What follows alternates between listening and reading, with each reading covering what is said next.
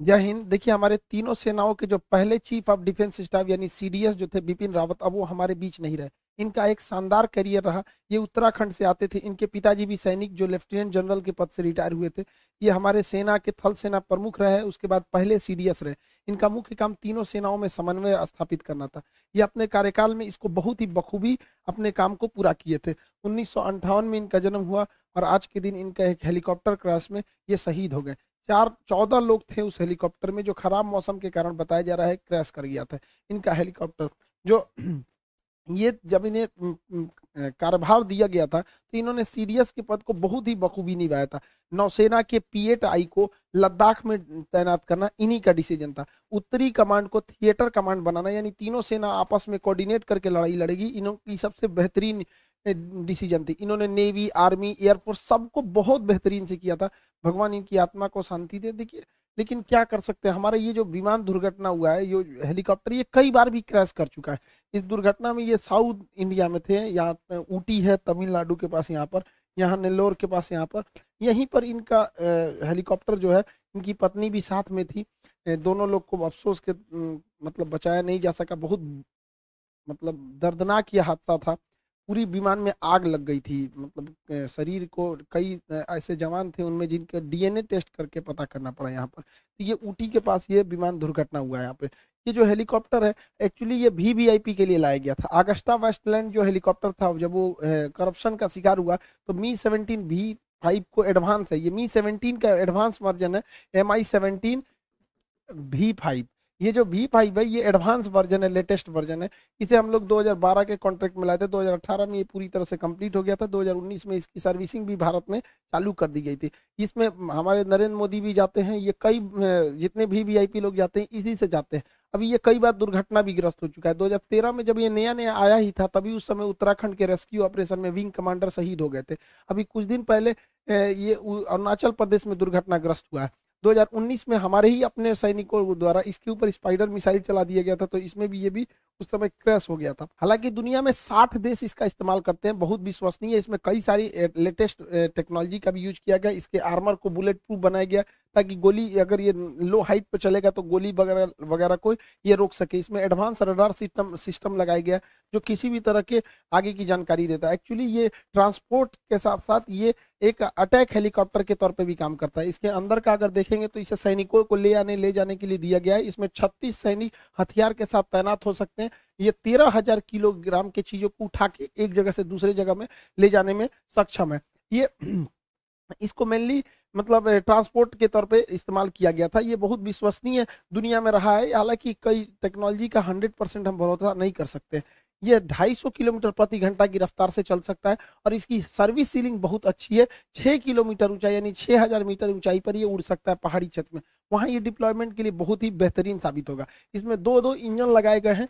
Twin engine पे ये काम करता है। नाइट विजन है इसमें, ऑनबोर्ड है ये। इसमें हर चीज की नई एडवांस टेक्नोलॉजी लगाई गई है। फिर भी ये आए दिन दुर्घटनाग्रस्त होता है। हेलीकॉप्टर में कई ऐसे मतलब देशों में भी ऐसी घटनाएं इसकी रिकॉर्ड की गई है। इसमें on board navigation system, radar, advance radar system को लगाया गया है। ऑन बोर्ड वेदर रडार को लगाया गया है कि मौसम कैसा है उसके आधार पे भी जानकारी दी जाए। हालांकि प्रथम तो यही कहा जा रहा है कि ये जो विमान दुर्घटना हुआ है इसके पीछे मौसम खराब को जिम्मेदार बताया जा रहा है। हालांकि वायुसेना ने इसके लिए जांच के आदेश दिए हैं। आगे क्या होता है ये आगे समझेंगे। इसमें सेफ्टी का भी ध्यान रखा गया है। इसमें दुश्मन की आ रही मिसाइलों को भटकाने के लिए फ्लेयर की क्षमता है। ये फ्लेयर में बहुत हाई टेम्परेचर होता है, जिससे कि हीट सीकिंग मिसाइलें दूसरी ओर डिस्ट्रैक्ट हो जाती हैं। इसमें एडवांस एविएशन सिस्टम को दिया गया है। इसके कॉकपिट्स को नया डिजाइन किया गया था, कस्टमाइज करके अलग अलग हिसाबों से। इसमें इसे हम लोग यूटिलिटी के साथ साथ अटैक के रूप में भी इस्तेमाल कर सकते हैं। इसमें अलग अलग जगहों पे हार्ड पॉइंट को हम लोग जोड़ के, कारगिल की लड़ाई में इसका पुराना वर्जन MI-17 भी बहुत कारगर साबित हुआ था, कारगिल के टाइगर हिल के ऊपर बम्बार्डमेंट करने, और जो भी बहुत हाइट पर थी। इसमें ट्विन इंजन लगाया गया है। ये यूटिलिटी के साथ हार्ड पॉइंट के साथ साथ हमला भी बहुत तेजी से कर सकता है। इसमें कई सारे मिसाइलों को लगाया जा सकता है, अलग अलग तरह के। इसमें मशीन गन है, सब मशीन गन है, ऑटोमेटिक गन है, रडार, रॉकेट्स हैं, मिसाइल फायर करने की क्षमता है। उसमें मशीन गन की भी लगाया गया है, ताकि ये ग्राउंड अटैक को भी बहुत अच्छे से परफॉर्म कर सके। यह 60 देशों द्वारा विश्वसनीय हेलीकॉप्टर रहा है। हालांकि रूस की सेना में भी इसे बहुत बड़े पैमाने पर इस्तेमाल किया जा रहा है। हर देशों में इसका कमोबेश एक्सीडेंट का रिकॉर्ड रहा है। हम टेक्नोलॉजी पर 100% भरोसा नहीं कर सकते। एक्चुअली जब भी आप कोई विदेश से हथियार को लाते हैं तो उसमें परमानेंट आप मेंटेनेंस उतना अच्छा नहीं कर पाते हैं जितना आपके पास खुद का रहता है। क्योंकि विदेश अगर कोई ऐसे कल पुर्जे खराब हो गए जो विदेश से लाने हैं तो आप उसको थोड़ा सा टॉलरेट करके भी चलते हैं कि चलो भैया अभी पूरी तरह से खराब नहीं हुआ है।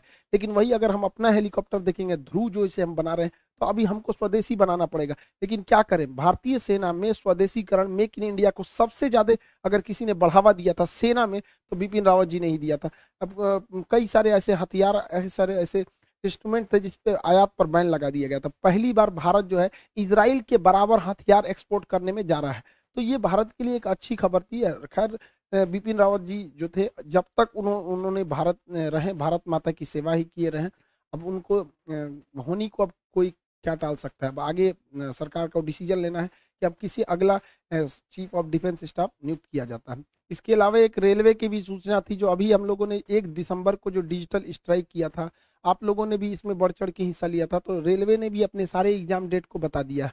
वो 15 जनवरी को एनटीपीसी सीबीटी 1 का रिजल्ट दे देगी और 14 से 18 फरवरी को सीबीटी 2 का एग्जाम ले लेगी। साथ ही रेलवे ग्रुप डी को भी 23 फरवरी से स्टार्ट कर देगी।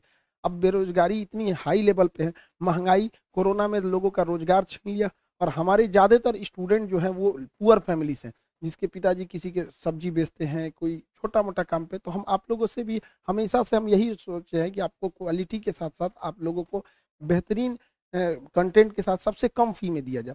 तो आप लोग को इस चीज को ध्यान में रखते हुए आप लोग के लिए पूरा कंप्लीट बैच, जिसमें आपका मैथ्स भी रहेगा, रीजनिंग भी रहेंगे, उसमें कंप्लीट जीके रहेगा, साइंस का पूरा पोर्शन रहेगा, करंट का पूरा पोर्शन इसमें कंप्लीट किया जाएगा। ए टू जेड जितना चीजें इसमें रहती हैं सबको कंप्लीट किया जाएगा। इन टोटल चीजों को कंप्लीट किया जाएगा।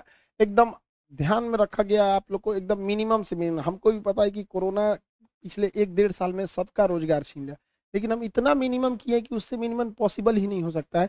250 रुपये में आपको टोटल चीजें, आप खुद सोच सकते हैं कि इससे मिनिमम पॉसिबल ही नहीं हो सकता। इसमें हमारा टैक्स भी शामिल रहता है, जीएसटी, इनकम टैक्स वगैरह वगैरह। 50% तो सर्वर कॉस्ट ये सब में सब चला जाता है, टैक्स वगैरह। तो इससे मिनिमम में बाबू पॉसिबल ही नहीं हो सकता है। तो इसमें ज़्यादा एडमिशन हम लोग नहीं ले पाएंगे। तो शुरुआत में जो एडमिशन होंगे वही इस फीस में हो पाएंगे, क्योंकि आपको भी पता है बाबू इतना में आजकल समझ रहे हैं ना, इसमें 10वीं क्लास के टीचर जो भी बच्चों को जो पढ़ाते हैं इतना मिनिमम रहता है। तो फिर भी आप लोग आगे जाके देश सेवा करेंगे। हमको भी इस चीज़ को फील करते हैं कि सबकी रोजगार को छीना था कोरोना ने। तो ये एक मौका मिला है, आप अपने माँ बाप का नाम रोशन करिए, सेटल होइए। क्योंकि कोरोना ने साबित कर दिया है कि अगर आप गरीब फैमिली से हैं तो आपको एक सेटल्ड जॉब की बहुत ज़रूरत है, वरना कोरोना किसी को भी सड़क पे ला सकता है। आई होप आप इसको जल्दी से इनरोल होंगे, और ऊपर वाला हमारे बिपिन रावत जी की आत्मा को शांति दे। मिलेंगे नेक्स्ट क्लास में। जय हिंद।